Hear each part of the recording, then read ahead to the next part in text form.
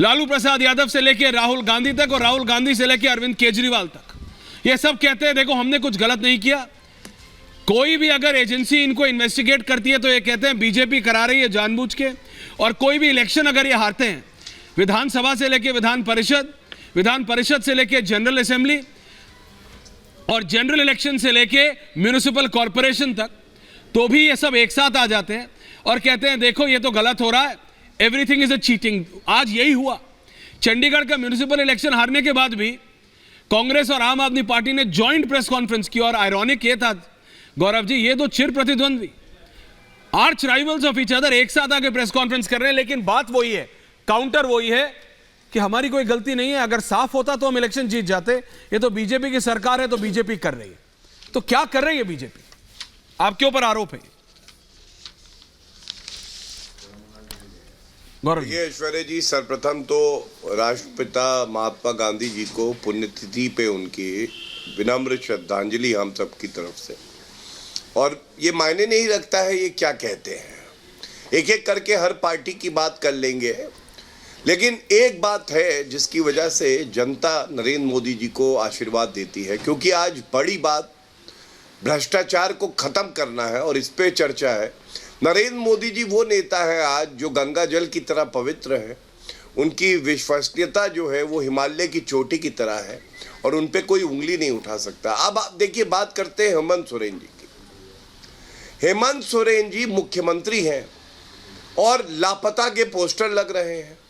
आप सोचिए, एक मुख्यमंत्री खुद लापता है, कितना बड़ा सवाल उठता है कि हेमंत सोरेन जी आप छुप क्यों गए? बलात्कारी, हत्यारे, भ्रष्टाचारी कानून के डंडे से डर के भाग जाते हैं, लेकिन हेमंत सोरेन जी तो मुख्यमंत्री हैं, उनका तो दायित्व है कि जनता की सेवा करेंगे, रक्षा करेंगे, वो खुद ही भाग गए। दूसरी बात, जो हेमंत सोरेन इधर उधर जा रहे हैं वो 10 समन, 1 2 3 4 नहीं 10 समन ऐश्वर्या जी उनको भेजे गए, लेकिन वो उत्तर देने में सक्षम नहीं लग रहे, डर के मारे वो गायब हो गए। तो ये बड़ा सवाल पूछा जाएगा कि हेमंत सोरेन जी आखिर डर किस बात का लग रहा है आपको? तीसरी बड़ी बात, आप सभी दर्शकों को ये जानना आवश्यक है कि हेमंत सोरेन स्पेशल कोर्ट गए और उच्च न्यायालय भी गए कि ये राजनीतिक द्वेष से मामला चलाया जा रहा है। वो आदेश मेरे हाथ में है, मैं पढ़ सकता हूं, लेकिन समय कम है इसलिए इतना बता दूं, उच्च न्यायालय तक ने ये पाया कि नहीं ये मुकदमा चलेगा, क्योंकि प्रथम दृष्टया इस मामले में दम है।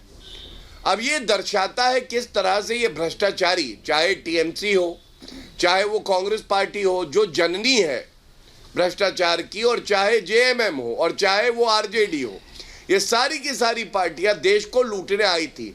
आज जब नरेंद्र मोदी जी ने जांच एजेंसियों को खुला हाथ दे दिया है तो कानून का डंडा ऐसा पड़ रहा है कि ये लोग घबराए हुए हैं। और आप एक देखिए दुखद बात, आज महात्मा गांधी जी को श्रद्धांजलि दे रहे थे राहुल गांधी जब झुके तो वहां पे एक अखबार था, वो अखबार हिल रहा था, व्यथित था, पीड़ा में था, दर्द में था। तो लोगों ने कहा ये क्या हुआ, क्योंकि उस अखबार में भी ये लिखा था कि महात्मा गांधी जी कह रहे हैं कि भाई भ्रष्टाचारी, तुमने मेरा नाम चुरा लिया, तुम बेल पे बाहर हो भ्रष्टाचार के आरोप पे, कम से कम कुछ तो राहत दो, मेरे सामने श्रद्धांजलि मत दो भ्रष्टाचारियों।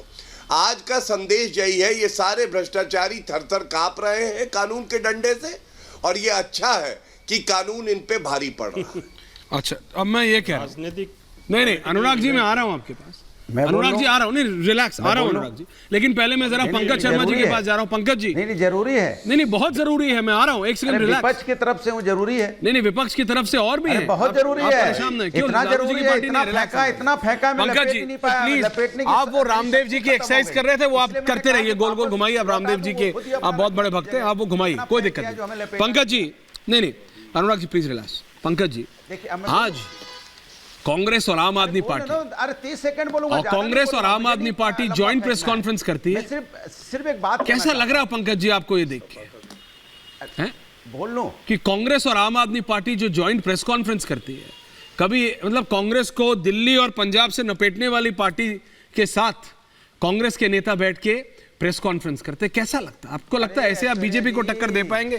कांग्रेस पार्टी ऐसे बीजेपी को टक्कर दे पाएगी? चंडीगढ़ पंकज देखिए, सबसे पहले तो मैं समाजवादी पार्टी से भारतीय जनता पार्टी में आकर भारतीय जनता पार्टी के प्रवक्ता अनुराग जी, बन गए रिलैक्स।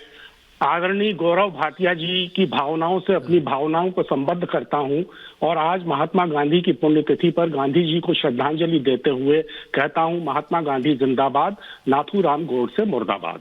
अब रही बात कांग्रेस और आम आदमी पार्टी के संयुक्त संवाददाता सम्मेलन की, तो जितने भी इंडिया समूह के राजनीतिक दल हैं और सकल विपक्ष के जितने भी राजनीतिक दल हैं, वो जितनी भी संयुक्त प्रेस कॉन्फ्रेंसेस करें उतना ही अच्छा है। भारतीय जनता पार्टी एक अलग चाल चरित्र और चेहरे वाली पार्टी होने का दावा करती थी। नीतीश कुमार प्रसंग ने एक बार उसकी पोल फिर खोल दी। आप कह रहे हैं कि नरेंद्र भाई मोदी भ्रष्टाचार से लड़ रहे हैं, बहुत अच्छा है। लालू प्रसाद यादव जी, हेमंत सोरेन जी, अरविंद केजरीवाल जी, सबके गले के आसपास जो फंदा है वो मजबूत हो, बहुत अच्छी बात है। लेकिन इसके साथ साथ नारायण राणे जी, शुभेंदु अधिकारी जी, हेमंत बिस्वा शर्मा जी, भावना गवली जी, यशवंत जाधव जी, प्रताप सरनायक जी, BS येदियुरप्पा जी, इन सबके गले के आसपास जो फंदा मजबूत हुआ था, आखिर वो एकदम ढीला कैसे हो गया, इस पर भी हमारे प्रधानमंत्री जी को सोचना होगा। ये सबसे बड़ी बात है। भ्रष्टाचार से लड़ाई, अब मैं राफेल की और हिंडनबर्ग की और जो बंदरगाहों पे टनों ड्रग्स बरामद हो रही है उसकी बात नहीं करना चाहता, लेकिन आप अगर मुझे ये भी आश्वस्त कर दे कि कोई भी किसी भी नगर पालिका निगम में जो बिल्डिंग बनाने के कंस्ट्रक्शंस के मैप्स हैं उनको बिना रिश्वत के पास कर रहा है। हाँ, अर्बन डेवलपमेंट अथॉरिटीज जो हैं वो सारे फ्री होल्ड स्टेटस बिना कुछ लिए दिए अलग से पास कर रही हैं, और कोई भी हैंकी पैंकी एनवायरनमेंट क्लियरेंसेज में इन्वॉल्व नहीं है। किसी भी राज्य में कहीं भी आबकारी की, शराब आबकारी की कोई चोरी नहीं हो रही है, कोई अवैध माइनिंग नहीं हो रही है, कोई ट्रांसपोर्ट बैरियर्स पर भ्रष्टाचार नहीं है, तो भी मैं मान लूंगा कि नरेंद्र भाई मोदी ने इन 10 वर्षों में देश को भ्रष्टाचार से मुक्त कर दिया। अरे किसी भी थाने पे जाइए और देखिए कि क्या वो एक चैरिटेबल और जेनरस असिस्टेंस के लिए काम कर रहे हैं। तो ये तो हालत इस देश की है, और ऐसा नहीं है कि नरेंद्र भाई मोदी को ये पता नहीं है, वो अच्छी तरह जानते हैं कि देश में हर स्तर पर भ्रष्टाचार की स्थिति क्या है। हाँ। लेकिन भ्रष्टाचार से लड़ाई उनका मकसद नहीं है, उनका अच्छा। मकसद है मैं उत्तर कि दे जो दूं। मेरा आ रहा हूं पक्ष गौरव है जी। वो तो साफ सुथरा है, और अगर कोई दूसरा थोड़ा भी बहुत इरेगुलरिटीज में फंसा हुआ है तो उसके आसपास, उसके गले के आसपास का फंदा मजबूत कर दो। तो ये पक्षपात पूर्ण कार्रवाई पूरा देश देख रहा है, और किस तरह चुनावों के नजदीक आते ही ये सब गतिविधियां तेज हो जाती हैं, ये भी 10 साल में बहुत बार सामने आ चुका है। तो इसलिए हम इस पर विचार करें कि आखिर एक प्रधानमंत्री को किस तरह पूरी तरह नहीं, ये पक्षपातहीन कौन होकर विचार अपना करेगा? काम करना पंकज जी, चाहिए। एक सेकंड।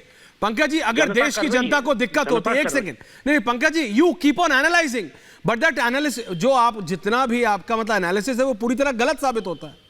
आप हैं वरिष्ठ पत्रकार, मैं उसको, लेकिन देखिए ना, अगर जनता को सचमुच दिक्कत होती नरेंद्र मोदी से या फिर बीजेपी से या फिर गौरव भाटिया की पार्टी से, however you want to explain that, तो वो उनको नहीं जिताते ना। कांग्रेस जितना भी आप एनालिसिस करते, देखो मोदी गलत है, मोदी ने ये नहीं किया, मोदी ने वो नहीं किया, उतना तो आप खत्म होते जा रहे हैं।